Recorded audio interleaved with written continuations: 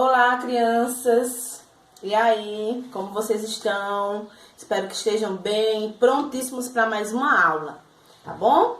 Então, eu tô aqui, ó, pra gente iniciar mais uma aula. E hoje nós vamos iniciar com ciências, tá bom? Vamos pegar agora o livrinho de ciências junto comigo e vão abrir na página 41. Todo mundo agora juntinho comigo na página 41 para prestar bastante atenção, tá certo? Nós hoje vamos falar sobre as camadas da Terra. Então, quais são as camadas da Terra? Vamos lá falar sobre as camadas da Terra? Então, vamos lá.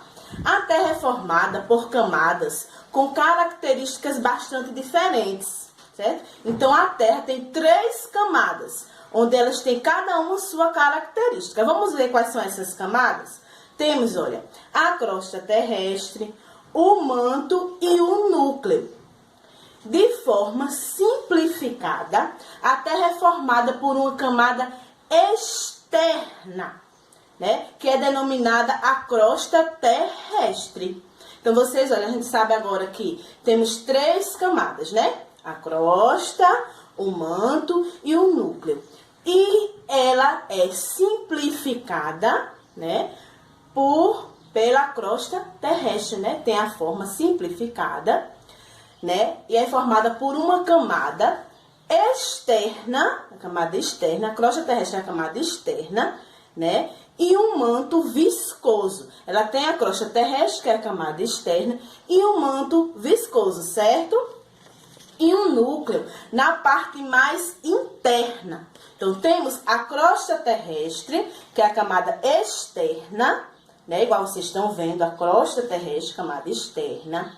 Temos um manto viscoso, também que vocês estão vendo aqui a denominação, ó, crosta, a divisão manto, né? E o núcleo, né? Que na parte mais interna, né? O núcleo na parte mais interna. Então, tem essas 3 camadas, igual vocês estão vendo aqui, as 3 camadas da Terra. Olha, o manto é formado por rochas bem quentes, que se apresentam em consistências pastosas. Então, olha só, o manto ele é formado por essas rochas. As rochas são bem quentes, que nem vocês estão vendo. Olha, o manto é quente, as rochas são quentes, né? E elas apresentam consistências pastosas, certo? No manto, certo? A superfície sólida da Terra é chamada de crosta terrestre. Então, a crosta terrestre é a superfície sólida, é onde a gente pisa, a superfície sólida da Terra, chamada crosta terrestre. Ela é composta de uma fina e dura camada de rochas, por isso que ela é bem, né, dura. Ela é dura porque ela é composta por essa fina e dura camada de rochas, certo? Então, essa é a superfície sólida da Terra, que é o que? A crosta terrestre, certo? Então, a crosta terrestre é essa superfície sólida, tá bom? Vamos agora falar do núcleo, né? Também um pouquinho dele. O núcleo é ainda bem mais quente, né? A gente viu que o manto é quente, né? Com as rochas, mas o núcleo, ele ainda é bem mais quente do que o manto. Supõe-se que o centro da Terra seja uma esfera sólida, certo? Então, vamos supor que seja uma esfera sólida. Então, lá, ó, tá um manto bem quente, certo? Olha, a crosta terrestre, ela é constituída principalmente por rochas sólidas, formadas por diferentes minerais. Então, a crosta terrestre, igual a gente já viu que é a crosta terrestre, bem direitinho, a gente não viu, né, o que é a crosta terrestre? Né, que é a parte bem sólida da Terra. Então, ela é constituída, né, principalmente por rochas sólidas formadas por diferentes minerais, certo? Então, diferentes minerais estão ali, né, na crosta terrestre. Então, esses minerais se apresentam em pedaços, né? Então, eles se apresentam em pedaços e eles são classificados em placas tectônicas. Então, eles se apresentam em pedaços e são classificados em placas tectônicas. Mas o que são essas placas tectônicas, né? O que elas fazem, certo? O que essas placas tectônicas fazem? Vamos lá saber? Então, olha, as placas tectônicas se movimentam na superfície da Terra. e interagem de maneira independente.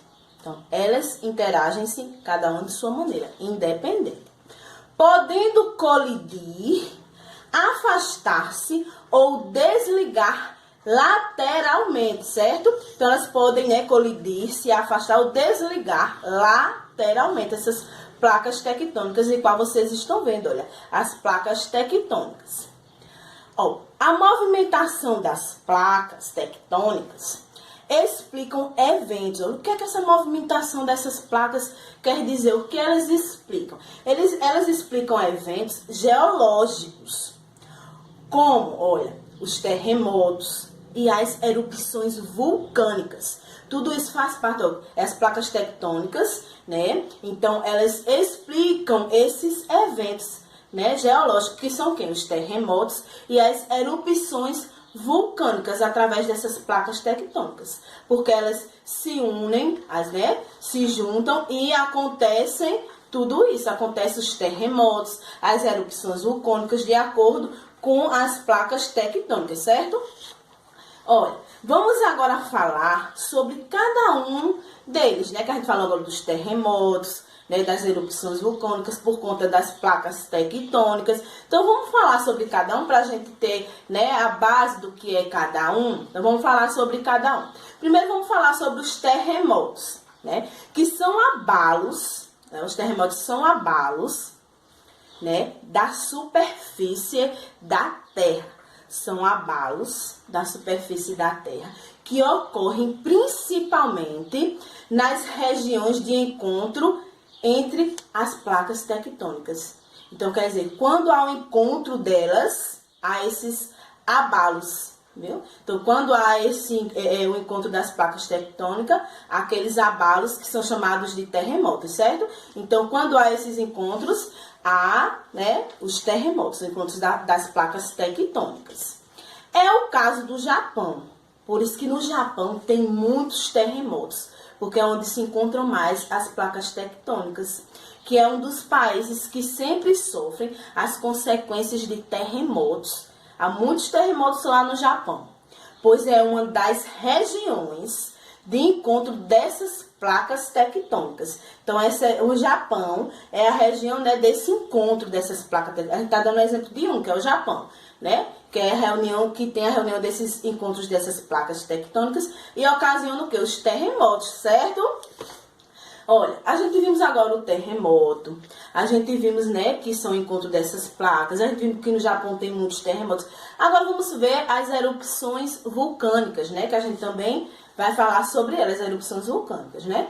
Olha, é um fenômeno da natureza que geralmente é associado à extravasação do magma, que a gente sabe que é aquele líquido, né, pastoso, quente, o magma que sai dos vulcões, né? Vocês estão vendo aí os vulcões, né, o magma, que sai esse líquido quente, né? Então, esse fenômeno da natureza, né, geralmente é associado à extravasação desse magma na superfície do planeta. Então, ocasiona o quê? Ocasiona as erupções vulcânicas, né? Através daí vai ocasionar essas erupções. Os vulcões vão expelir, né, essa lava que tem esse magma e vai ocasionar essa erupção vulcânica, certo? Olha, vamos falar agora sobre a camada gasosa. A gente já viu os terremotos, erupções vulcânicas, né? A gente já viu falar sobre as camadas da Terra, que é o manto, o núcleo, a crosta terrestre, que é onde pisamos, a camada sólida, o núcleo, que é o mais quente, né? O manto também tem as rochas quentes, mas o núcleo é mais, que nem a gente já viu, né? Então, agora a gente vai falar sobre a camada gasosa que envolve o planeta Terra.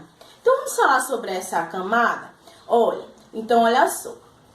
Existe na Terra uma camada gasosa que a envolve, né? Que a gente também já estudou sobre essa camada gasosa que envolve a Terra, que é quem? Vamos lá lembrar? Eu sei que vocês lembram. Eu sei que já teve gente aí dizendo, essa é aquela. Já teve gente aí já deduzindo que camada gasosa é essa que envolve a Terra, que é a atmosfera. Então, a camada de ar, camada gasosa que envolve a Terra, é a atmosfera, né? Então, na atmosfera, né, que é essa camada gasosa que envolve a Terra, tem relação com a existência de vida. Então, tem relação com a existência de vida. Por que tem essa relação, certo? Por que tem essa relação? Porque contém na atmosfera, contém o gás oxigênio. Né? Por isso que se diz que ela é a camada de ar que envolve a Terra. Porque contém esse gás oxigênio, que ele é usado em quê? Na nossa respiração. Sem o gás oxigênio a gente respirava? Não, de maneira alguma. Então, a gente tem que respirar o gás oxigênio. Então, ela contém o gás oxigênio, que é usado em nossa respiração, e também o gás carbônico, que é usado o quê? Na fotossíntese, né? Que é nas plantas, o gás carbônico. Então, por isso que ela é tão importante, essa camada é essencial para a vida humana. Olha também o que ela faz, essa camada, a atmosfera. Ela protege a Terra das radiações nocivas emitidas pelo Sol. Então, ela protege, né, das radiações solares, para que a gente não, né, como se diz, morra no calor, não fique tão quente, né? Então, ela protege a Terra dessas radiações, que a gente sabe que o Sol é muito quente. Então, a atmosfera, ela protege a Terra, né, das radiações nocivas emitidas pelo Sol. Esses são alguns dos exemplos que podemos citar, certo? Então, esses são alguns exemplos que a gente pode citar sobre a atmosfera. Esses exemplos mais importantes, né? Que ela nos traz oxigênio para respiração, o gás carbônico para fotossíntese, né? E essa partezinha aí, né, que nos ajuda na radiação do Sol, né, emitidas pelo Sol, nocivas emitidas pelo Sol. Agora nós vamos falar um pouquinho sobre a biosfera. Falamos sobre a atmosfera, agora vamos para a biosfera. Então, o que é a biosfera, né? Olha, a biosfera corresponde à parte da Terra onde há vida. É nela que os seres vivos se relacionam. A gente sabe que um ser vivo precisa do outro, né? Um ser vivo precisa do outro para sobreviver. Nós, seres humanos, né, nos alimentamos de alguns animais. Então, a gente precisa de outros seres vivos para sobreviver. E também tem animais que se alimentam de outros animais e também precisam. Então, é na biosfera, né, essa parte da Terra, onde os seres vivos se relacionam. Né, eles se relacionam entre si, certo? Na parte da biosfera. Vamos ver agora a hidrosfera. Vemos agora a biosfera, que é a relação do ser vivo entre si. Vamos ver agora a hidrosfera. E o que é hidrosfera? Então, a hidrosfera é a camada de água da Terra composta por toda a água encontrada em nosso planeta. Então, é a parte de água que a gente pode encontrar no nosso planeta Terra. Toda a parte de água que a gente vai encontrar. A gente sabe que a gente encontra água em 3 estados, né? Vamos recordar os estados, né, da água? Nos estados sólido, líquido e gasoso. Então, tem a ver com a hidrosfera, né? Que a gente vai encontrar água nesses 3 estados físicos, né? Vamos supor, no estado sólido, né, tá em forma de quê? O gelo que cobre os polos norte e o sul. Então, esse gelo, certo? Esse gelo que cobre os polos norte e sul está o quê? No estado sólido, né? O gelo. Já no estado líquido, a gente pode encontrar o quê? A água dos mares, dos rios, dos oceanos. Está no estado líquido, né? Então, a hidrosfera está no estado líquido.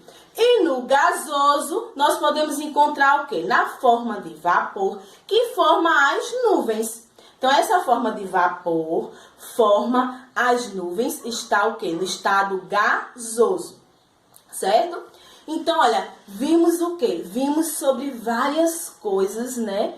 Vimos a camada da Terra, 3 camadas da Terra, né? Recordando, manto, núcleo, crosta terrestre. Falamos sobre a hidrosfera, né? Falamos sobre a atmosfera, né? A litosfera. Então, agora, como vocês viram que a gente falou tudo direitinho, que Tia explicou bem direitinho para vocês, e vocês vão recordar várias coisas que também vocês já viram, algumas coisas que nem os estados físicos da água, né? Então, agora vocês vão praticar. Vão pegar agora o livrinho de vocês e vão agora responder os exercícios. Ó, só tem 2 paginazinhas. Com certeza eu sei, ó, que vocês vão dar um show nessa atividade, porque só tem 2 páginas e vai ser ótimo, porque eu sei que vocês entenderam bem direitinho tudo que Tia disse. E vão reler tudo de novo a leiturinha, vão voltar para a leiturinha, reler tudo novamente e vão agora responder os exercícios da página 49 e 50. Ó. Eu sei que vai ser perfeito hoje essa atividade, tá bom? Então, ó, um beijinho grande para vocês. Fiquem com Deus. Até a nossa próxima aula, tá? Se Deus quiser, ó, a gente logo tá juntinho.